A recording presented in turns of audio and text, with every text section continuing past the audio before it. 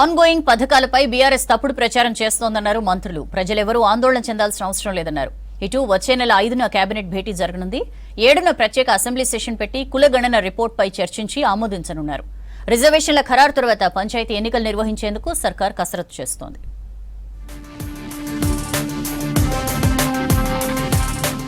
గాంధీ వర్ధంతి సందర్భంగా నివాళులర్పించారు governor Jishnu Dev. CM Revanth Reddy langar house లోని బాపు ఘాట్ దగ్గర అంజలి ఘటించారు.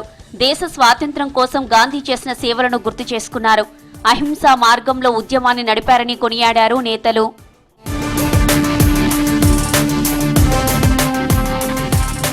ఫిబ్రవరి 5న తెలంగాణ కేబినెట్ భేటీ కానుంది. కేబినెట్ భేటీలో కీలక నిర్ణయాలు తీసుకోనున్నారు. 7న ప్రత్యేక అసెంబ్లీ సెషన్ పెట్టి కులగణన నివేదిక, బీసీ రిజర్వేషన్ల పెంపు రికమెండేషన్పై చర్చించనున్నారు. అసెంబ్లీ సమావేశంపై ఇప్పటికే గవర్నర్తో సీఎం చర్చలు జరిపారు. 26న రాజ్భవన్లో ఎట్ హోం సందర్భంగా గవర్నర్తో ప్రత్యేకంగా సీఎం భేటీ అయ్యారు. కులగణన రిపోర్టుకు అసెంబ్లీ ఆమోదం తర్వాతే పంచాయతీ ఎన్నికలకు వెళ్లాలని ప్రభుత్వం భావిస్తోంది.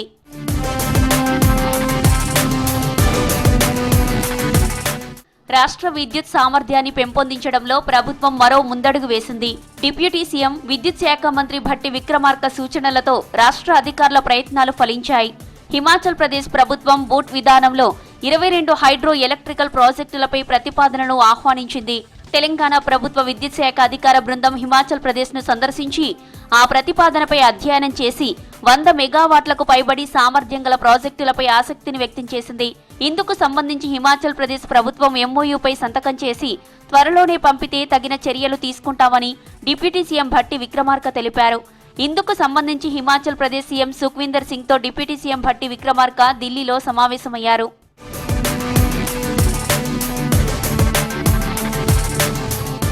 ఇరిగేషన్ మినిస్టర్ ఉత్తమ్ కుమార్ రెడ్డి అధికారులపై మండిపడ్డారు. తన సొంత నియోజకవర్గం హుజూర్ నగర్ లో ఇరిగేషన్ పనులు నత్తనడకన సాగడంపై అసంతృప్తి వ్యక్తం చేశారు. పనుల ఆలస్యంపై అధికారులను నిలదీశారు. సమస్య ఎక్కడుందో తెలుసుకుని పనులు వేగవంతం చేయాలన్నారు. తన నియోజకవర్గంలోనే పనులు ఇలా సాగుతుంటే రాష్ట్రమంతా పరిస్థితి ఏంటని ప్రశ్నించారు ఉత్తమ్. నిర్లక్ష్యం వహించిన సూర్యాపేట సీఈతో పాటు పలువురు ఇరిగేషన్ అధికారులు హైదరాబాద్ ఆఫీస్కు రావాలని ఆదేశించారు ఉత్తమ్ కుమార్ రెడ్డి.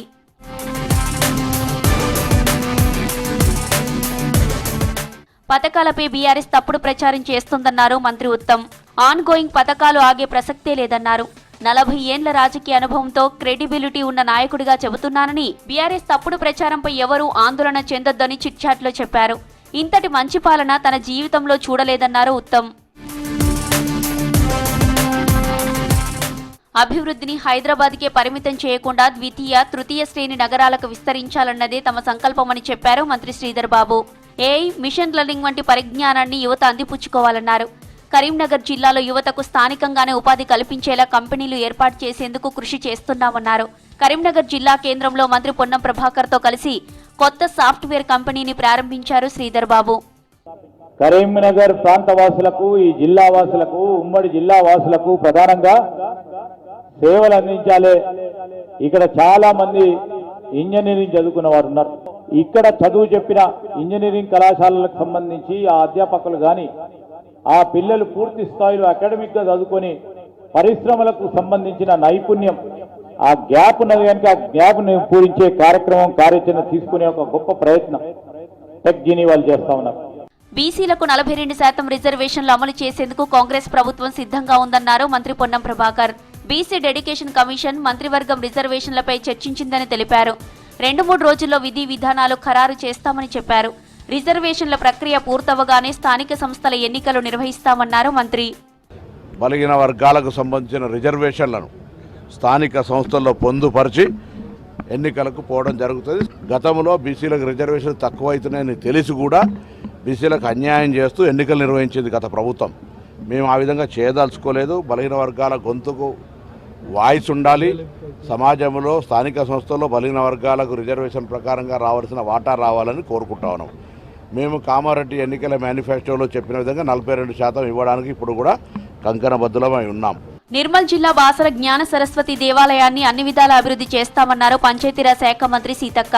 సరస్వతి అమ్మవారిని దర్శించుకుని ప్రత్యేక పూజలు చేశారు మంత్రి. ఆలయానికి పర్మనెంట్ ఈవోను నియమించి మాస్టర్ ప్లాన్ ను త్వరగా పూర్తి చేయాలని మంత్రి సీతక్కను కోరారు అర్చకులు. అందుకు సానుకూలంగా స్పందించిన మంత్రి సమస్యను పరిష్కరించేందుకు కృషి చేస్తామన్నారు.